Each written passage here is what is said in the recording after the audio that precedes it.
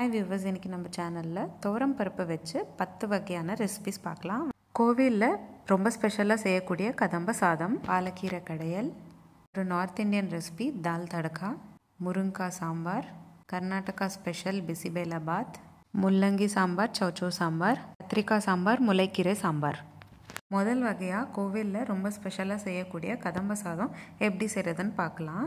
தேவையான பொருட்கள்: 1.25 கப் அரிசிக்கு 3/4 கப் துவரம் பருப்பு, பெரிய எலுமிச்சை சைஸுக்கு புளி, சாம்பார் பொடி 25 கிராம், நெய் 20 கிராம், எண்ணெய் 50 கிராம், கடுகு 1 ஸ்பூன், கருவேப்பிலை, வெல்லம் 20 கிராம், சுண்டைக்காய் 15 கிராம், வெண்டைக்காய் எண்ணெய் 10, சர்க்கரை வள்ளிக்கிழங்கு 1, கருணக்கிழங்கு 100 கிராம், சேப்பக்கிழங்கு 100 கிராம், வெள்ளை பூசணி 100 கிராம், முருங்காய் 1, கத்திரிக்காய் எண்ணெய் 4, பச்சை மொச்சை அல்லது ஊற வச்ச மொச்சை 25 கிராம், டபுள் பீன்ஸ் 25 கிராம், உப்பு 3 ஸ்பூன், பாவக்காய் 1 மீடியம் சைஸ். நம்ம இந்த சாதம் செய்ய தொடங்குறதுக்கு முன்னாடி குக்கரில் காய், பருப்பு, அரிசி எல்லாத்தையும் வேக வச்சுக்கணும். 1.25 கப் அரிசிக்கு 5 கப் தண்ணி, 3/4 கப் துவரம் பருப்புக்கு தேவையான தண்ணி ஊற்றி 3 விசில்ஸ் போல் ரெண்டையும் வேக வச்சுக்கோங்க. அடுத்து வெள்ளை பூசணிக்காய், கருணக்கிழங்கு, சக்கரவள்ளிக்கிழங்கு, முருங்காய், மொச்சை, டபுள் பீன்ஸ் 2 விசில் போட்டு இறக்கிக்கோங்க. சேப்பக்கிழங்கு மட்டும் தனியாக 2 விசில்ஸ் போட்டு இறக்கிக்கோங்க. நான் உங்களுக்கு இப்போ சொன்ன அளவெல்லாம் ஒரு 4 பேர் சாப்பிட்ற அளவுக்கு சொல்லியிருக்கேன். உங்களுக்கு எவ்வளோ தேவையோ அதுக்கேற்ற மாதிரி இன்க்ரீஸ் பண்ணிக்கோங்க அளவு எல்லாம். இப்போது நம்ம சாதம் செய்ய தொடங்கலாம். ஒரு பேனில் 30 ml எண்ணெய் சேர்த்துக்கோங்க. எண்ணெய் காஞ்சக்கப்புறம் முதல்ல பாவக்காவை நல்லா வறுத்து எடுத்துக்கணும். பாவக்காய் நல்லா பொன்னிறமாக மாற வரைக்கும் வறுத்துக்கோங்க. அதுலேயே 4 கத்திரிக்காயும் சேர்த்து வதக்கிக்கோங்க. கத்திரிக்காயும் கொஞ்சம் பொன்னிறமாக மாற வரைக்கும் வதக்கிக்கோங்க. அடுத்து நம்ம 10 வெண்டைக்காய் சேர்த்துக்கணும். வெண்டைக்காய் கொஞ்சம் பெருசாகவே கட் பண்ணிக்கோங்க. அப்போ தான் இந்த சாதத்துக்கு நல்லா இருக்கும். நல்லா ஒரு 2 நிமிஷம் போல் வதக்கிக்கோங்க. வெண்டைக்காயும் கத்திரிக்காயும் கொஞ்சம் நல்லா வதங்கினக்கப்புறம் 1/2 ஸ்பூன் உப்பு சேர்த்துக்கிட்டு நல்லா கலந்து விட்டுக்கிட்டு இப்போது இந்த காயெல்லாம் இறக்கிட்டு தனியாக வச்சுக்கோங்க. இப்போது ஒரு கடாயில் 20 ml எண்ணெய் சேர்த்துக்கோங்க. கூடவே 1 ஸ்பூன் கடுகும் சேர்த்துக்கோங்க. கடுகு நல்லா பொரிஞ்சு வந்தக்கப்புறம் வேக வச்சிருக்கிற சேப்பக்கிழங்கு ஒன்றா சேர்த்துக்கோங்க. கொஞ்சம் பொன்னிறமாக ஆகிற வரைக்கும் வறுத்துக்கணும். 2 நிமிஷம் போல் வதக்கிட்டு இருந்திங்கன்னா கரெக்டாக இருக்கும். சேப்பக்கிழங்கு நல்லா கொஞ்சம் பொன்னிறமாக மாறினக்கப்புறம் நம்ம முதல்ல வறுத்து வச்சுருக்குறோம் இல்லையா, பாவக்காய், வெண்டைக்காய், கத்திரிக்காய், அதுலேயே நம்ம வேக வச்ச காயெல்லாம் சேர்த்துக்கிட்டு சேப்பக்கிழங்கு பொரிச்சிட்டு இருக்கிற கடாயில் எல்லாத்தையும் சேர்த்து நல்லா கலந்து விட்டுக்கோங்க. ஒரு 2 நிமிஷம் போல் வதக்கிக்கோங்க. இந்த சாதம் எங்கள் வீட்டில் எங்கள் பாட்டி எப்போவுமே செய்வாங்க.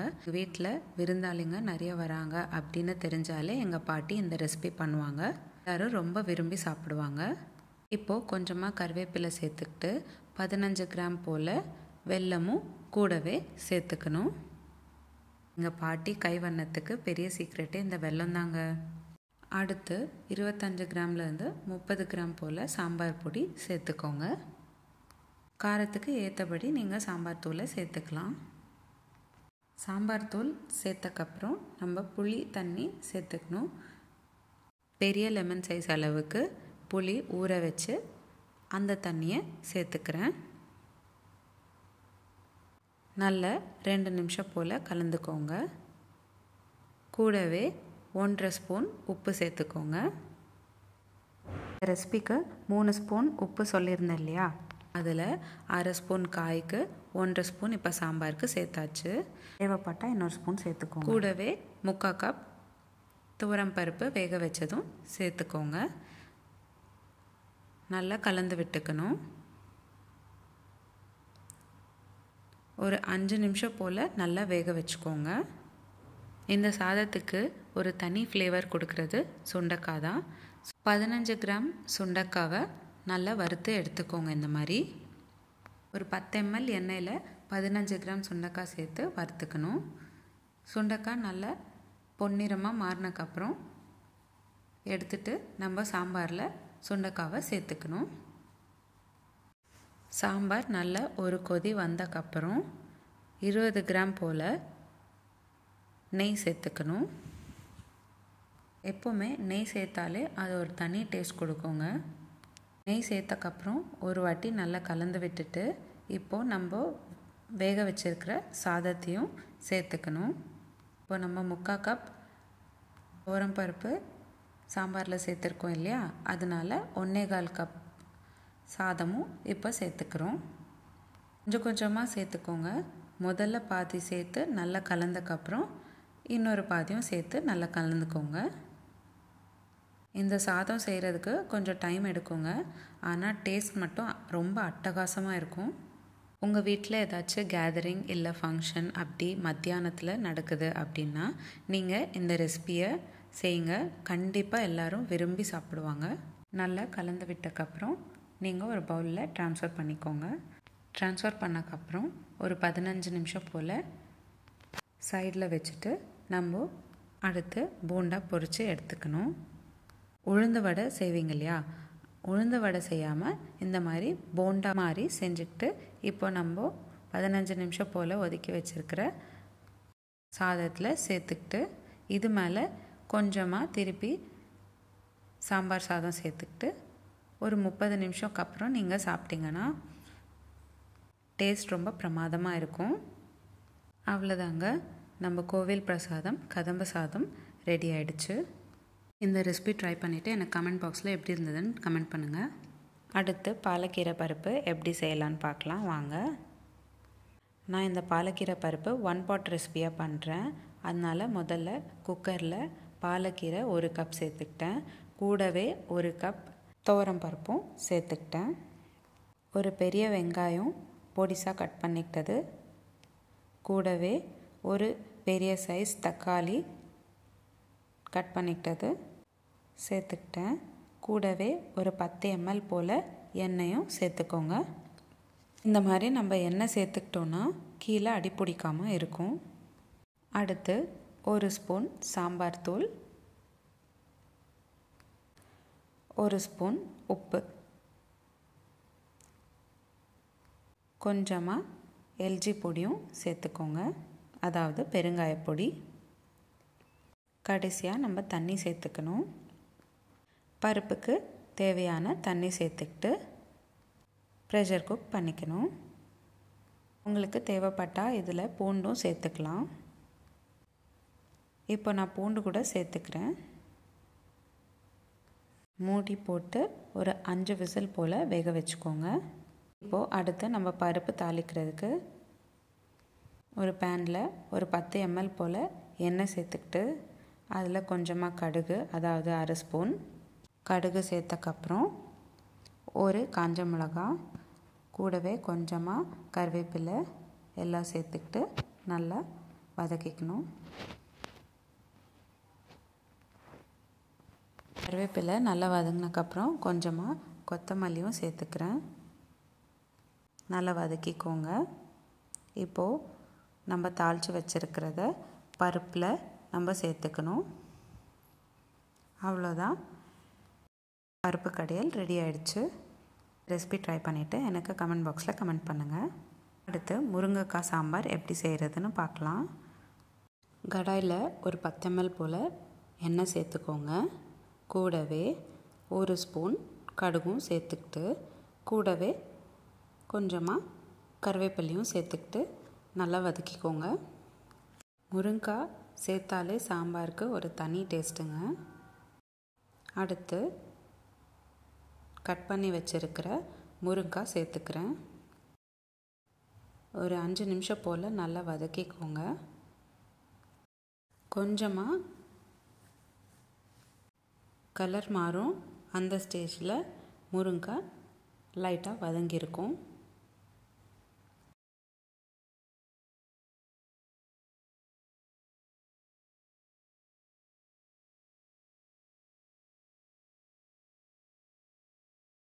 இப்போது புளி தண்ணி சேர்த்துக்கிறேன்.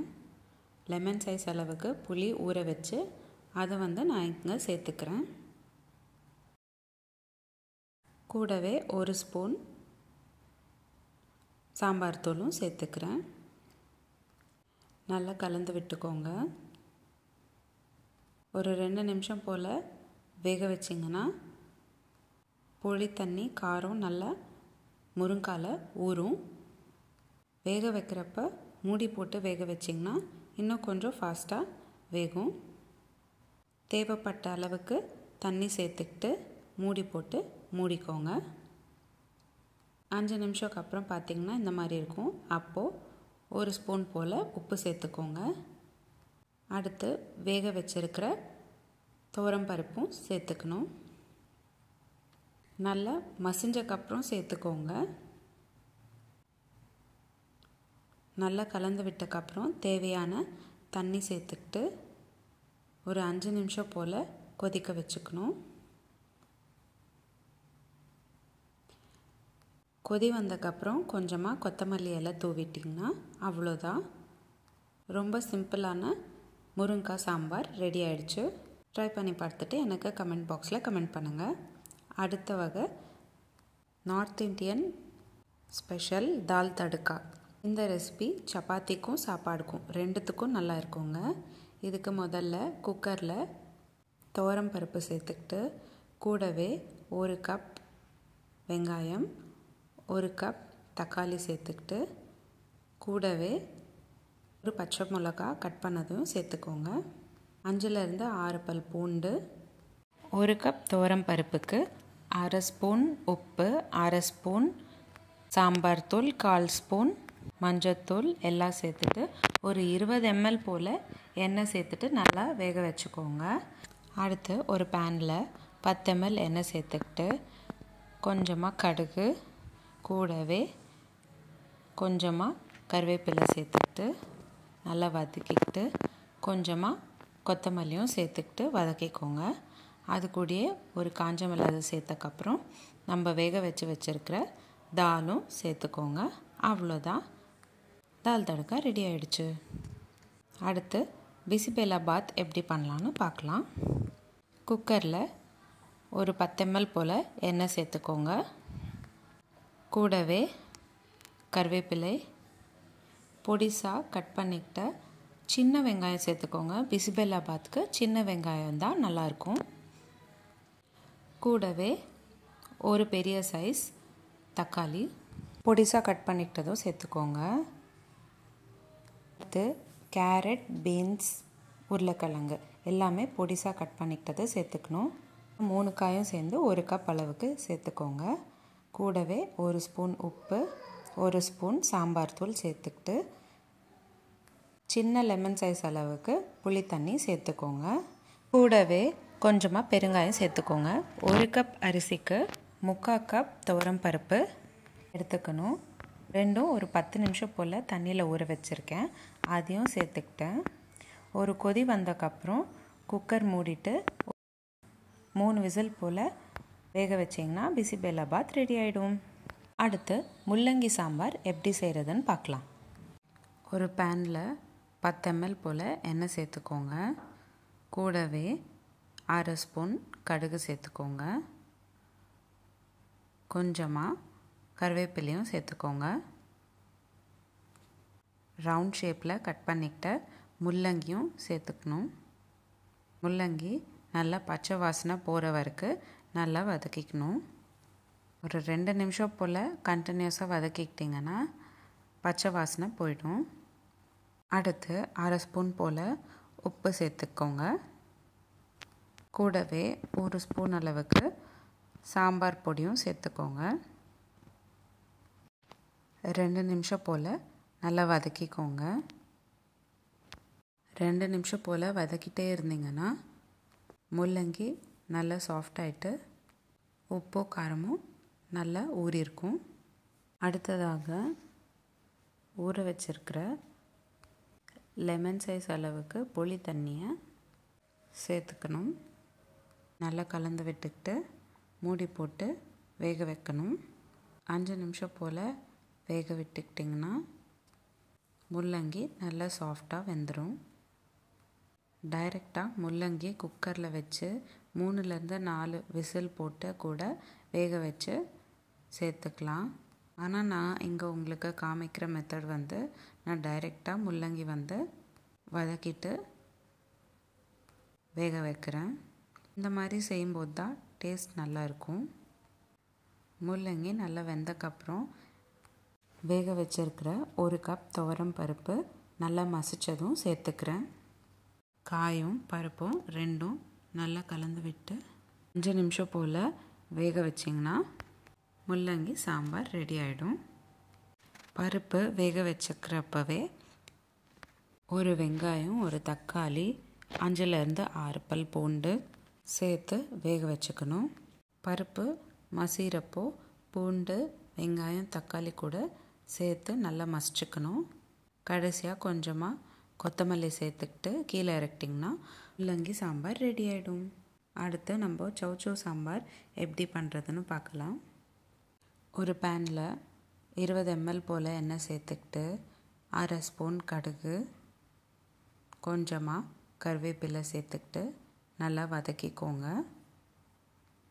கூடவே லெமன் சைஸ் அளவுக்கு புளி தண்ணி கரிச்சதும் நான் சேர்த்துக்கிறேன்.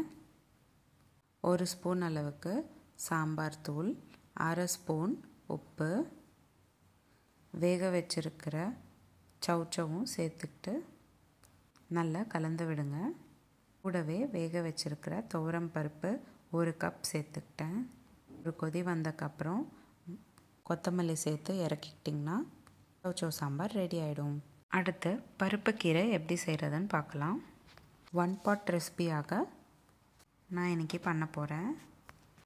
குக்கரில் 10 நிமிஷம் போல் வச்சுருக்கிற துவரம் பருப்பு, தேவையான தண்ணி ரெண்டுத்தையும் சேர்த்துக்கிறேன். 1 கப் அளவுக்கு துவரம் பருப்பு எடுத்துக்கிட்டேன். கூடவே 5-6 பல் பூண்டு, ஒரு பெரிய சைஸ் வெங்காயம் கட் பண்ணிக்கிட்டது சேர்த்துக்கிறேன். கூடவே ஒரு பெரிய சைஸ் தக்காளி கட் பண்ணிக்கிட்டதும் சேர்த்துக்கிறேன். இப்போது பருப்பு கீரை நல்லா கழுவிட்டு 2 கப் அளவுக்கு சேர்த்துக்கிறேன். பொடிசாக கட் பண்ணிக்கோங்க கீரையை. கூடவே 1/2 ஸ்பூன் உப்பு, 1 ஸ்பூன் சாம்பார் தூள் சேர்த்துக்கிறேன். 20 ml போல் எண்ணெயும் சேர்த்துக்கிறேன். இந்த மாதிரி எண்ணெய் சேர்த்துக்கிட்டோன்னா கீழே அடி பிடிக்காமல் இருக்கும். அதனால்தான் எண்ணெய் சேர்த்துக்கிறேன். எல்லாமே சேர்ந்து நல்லா கலந்து விடுங்க. ஒரு 2 நிமிஷம் போல் கொதிக்க வச்சுட்டு மூடி போட்டு 5 விசில் போல் வேக வச்சிங்கன்னா பருப்பும் கீரையும் நல்லா வெந்துடும். இப்போ நம்ம பருப்பு கீரைக்கு தாளிக்கிறதுக்கு ரெடி பண்ணிக்கலாம். ஒரு பேனில் 10 ml எண்ணெய் சேர்த்துக்கிட்டு 1/2 ஸ்பூன் கடுகு, 1 காஞ்ச மிளகாய், கொஞ்சமாக கருவேப்பிலை எல்லாத்தையும் சேர்த்து நல்லா வதக்கிக்கோங்க. கூடவே கொஞ்சமாக கொத்தமல்லியும் சேர்த்து நல்லா வதக்கிக்கோங்க. இப்போது நம்ம தாளித்து வச்சுருக்கிறத பருப்பில் சேர்த்துக்கணும். அவ்வளோதான், பருப்பு கீரை ரெடி ஆகிடுச்சு. அடுத்து நம்ம கத்திரிக்காய் சாம்பார் எப்படி பண்ணுறதுன்னு பார்க்கலாம். முதல்ல நம்ம பருப்பு வேக வச்சுக்கணும். அதுக்கு பாத்திரத்தில் 1 கப் துவரம் பருப்பு, 1 தக்காளி, 1 வெங்காயம், 1/4 ஸ்பூன் போல் மஞ்சத்தூள் சேர்த்துக்கிட்டு 5-6 பல் பூண்டும் சேர்த்துக்கிட்டேன்.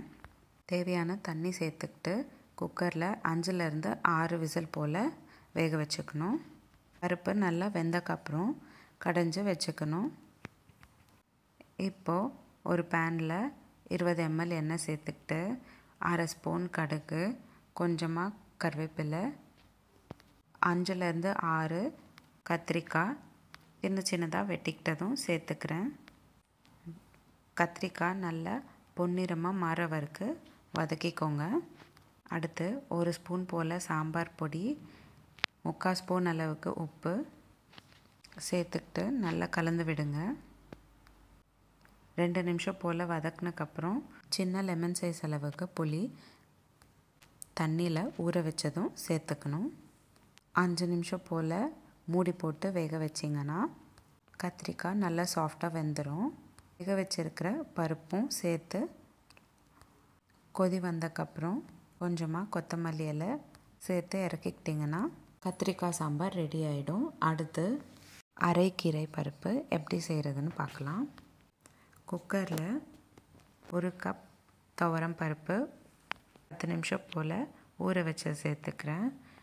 கூடவே 2 கப் அளவுக்கு அரைக்கீரை, 1 கப் வெங்காயம், 1 கப் தக்காளி, அதாவது 1 வெங்காயம், 1 தக்காளி, 1 பச்சை மிளகா, 1/2 ஸ்பூன் ஜீரகம் எல்லாத்தையும் சேர்த்துக்கிட்டு கலந்து விடுங்க.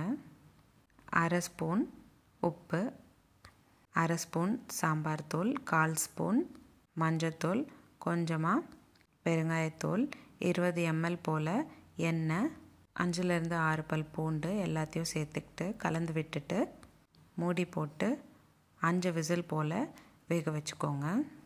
இப்போது அரைக்கீரையை தாளிச்சுக்கணும். அதுக்கு ஒரு பேனில் 10 ml எண்ணெய் சேர்த்துக்கிட்டு 1/2 ஸ்பூன் அளவுக்கு கடுகு சேர்த்துக்கோங்க. கூடவே கொஞ்சமாக கருவேப்பிலையும் சேர்த்துக்கோங்க. ஒரு காஞ்ச மிளகாவும் சேர்த்துக்கோங்க. அடுத்து நம்ம வேக வச்சுருக்கிற அரைக்கீரை பருப்பும் சேர்த்துக்கிட்டு ஒரு கொதி வந்தக்கப்புறம் கொத்தமல்லி எல்லாம் சேர்த்துக்கிட்டு இறக்கிக்கிட்டிங்கன்னா அரைக்கீரை பருப்பும் ரெடி ஆகிடுச்சு. உங்களுக்கு இந்த வீடியோ பிடிச்சிருந்தால் லைக் பண்ணுங்கள், ஷேர் பண்ணுங்கள். நீங்கள் ஏதாவது ரெசிபி ட்ரை பண்ணிங்கன்னா எப்படி இருந்ததுன்னு எனக்கு கமெண்ட் பாக்ஸில் கமெண்ட் பண்ணுங்கள். இதே மாதிரி 15 பிரேக்ஃபாஸ்ட் ரெசிபியும் நம்ம சேனலில் போஸ்ட் பண்ணியிருக்கேன். கீழே இருக்கிற டிஸ்கிரிப்ஷன் பாக்ஸில் லிங்க் கொடுக்குறேன், மறக்காமல் பாருங்கள். இதே மாதிரி டெய்லி ஒரு ரெசிபி பார்க்குறதுக்கு என்னோடய சேனல் சப்ஸ்கிரைப் பண்ணிக்கோங்க. மீண்டும் சந்திப்போம் ஒரு அழகான ரெசிபியுடன். தேங்க்யூ.